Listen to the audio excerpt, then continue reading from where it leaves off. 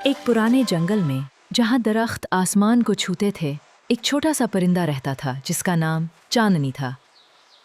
चांदनी के परों पर चांद की रोशनी जैसा रंग था, लेकिन वो उड़ने से डरती थी। जंगल के दूसरे परिंदे उसका मजाक उड़ाते, कहते कि वो कभी आसमान नहीं छू सकती। एक रात जब चांद पूरा था, एक परी जंगल में आई। उसने चांदनी से कहा, तेरे अंदर एक खास रोशनी है, लेकिन उसे पाने के लिए तुझे डर को शिकस्त देना होगा। चांदनी ने हिम्मत की और अपने परों को फैलाया। पहली बार वो उड़ी और उसके परों से चांदी की रोशनी फैल गई, जो पूरे जंगल को रोशन कर गई। जंगल के जानवर हैरान रह गए।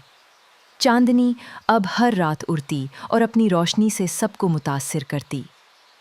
इसकी कहानी जंगल में मशहूर हुई कि डर के बावजूद हिम्मत करने से कोई भी अपनी मुनफरिद रोशनी जगा सकता है।